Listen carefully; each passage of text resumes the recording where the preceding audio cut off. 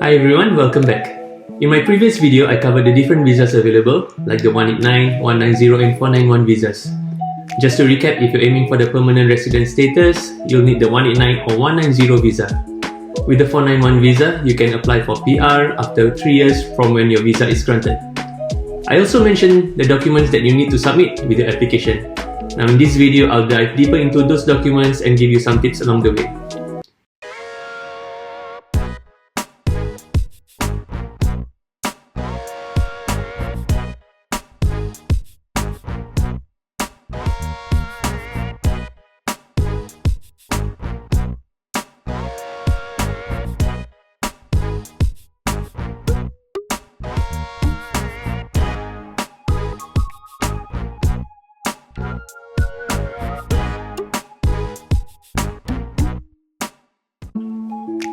Before we start, always remember to check the Department of Home Affairs or DHA website or consult with a trusted agent for any updates, as the requirements may change over time. Right, first up, you'll need a recent facial photo, not more than 6 months old. And no, I don't mean that you can submit your baby photo, yeah? The photo should be full face view with your head and shoulders visible, in color, with a plain and light colored background. So no old Tinder photos of you posing on rocks with waves crashing behind you. By the way, I don't have a Tinder account, yeah? Just saying. Next, you'll need to provide evidence of your birth age, like your birth certificate or equivalent documents such as school certificate or family book extracts. Since I applied as a secondary school teacher, I had to submit a skills assessment from the relevant assessment body. For teachers, that is the AITSL, or the Australian Institute for Teaching and School Leadership Limited. There's usually a fee for this assessment, and in my case, it was 1,050 Australian dollars. So make sure you factor this into your budget. For character history, you'll need a penal clearance certificate or police check from your home country and from any country you've lived in over the past 10 years. But don't worry, you don't need a police clearance from Malaysia if you're just going there for your weekly grocery run.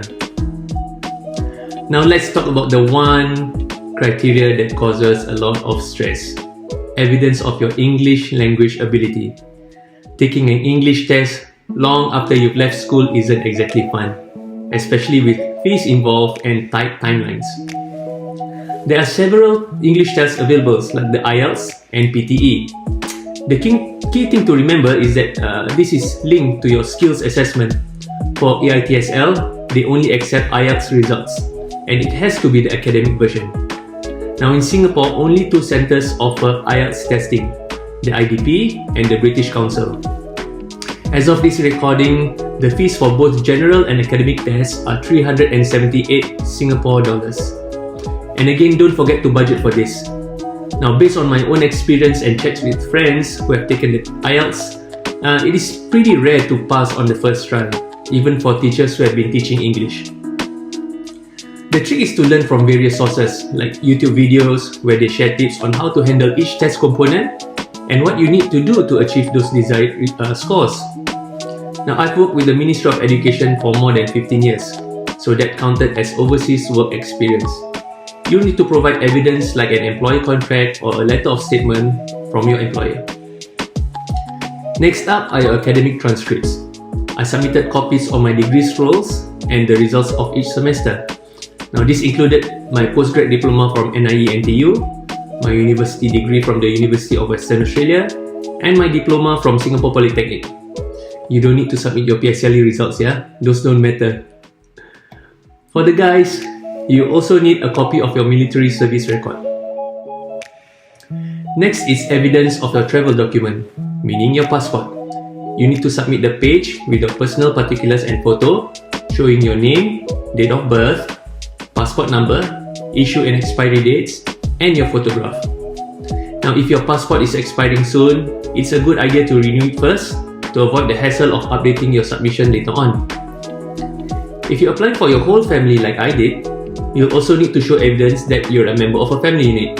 And I'm not talking about the last family holiday photo, but documents like your marriage certificate, birth certificates of your children, etc. Again, be sure to check the DHA website for the most up-to-date information. Now all these documents go into your main application. Ours was in October 2022.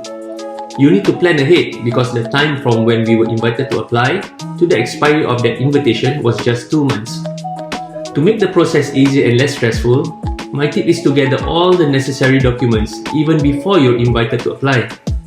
Make digital copies so they are easy to access and upload when needed. Once your documents are submitted, it's a waiting game. As I mentioned, we submitted our documents in October 2022. And in March 2023, DHA requested for more information. Now this was a good sign that things were moving along. What additional information was needed at this point? An updated police clearance certificate and immigration health examinations. Our whole family had to do these health examinations, which included chest x-rays, medical exams, and blood tests as required. Of course, there's a cost involved, so again, factor this into your budget. Now about a month later in April 2023, we got the news we've been waiting for. Our permanent residency application was approved. It was such a relief, but it also hit us that our lives were about to change in a big way. In our case, the grant was approved in 2023, April of that year, and we had to make our first entry into Australia within a year. We turned this into a family holiday/admin logistics trip in December 2023. I've been keeping an eye on the property situation in Australia for months, so I knew that the housing shortage and rental crisis.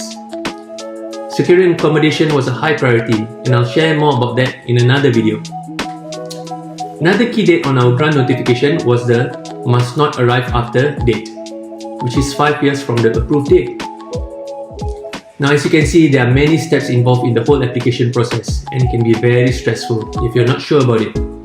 My advice is to approach a trusted migration agency, attend their roadshows, ask those who have gone through the process, and gather as much information as you can.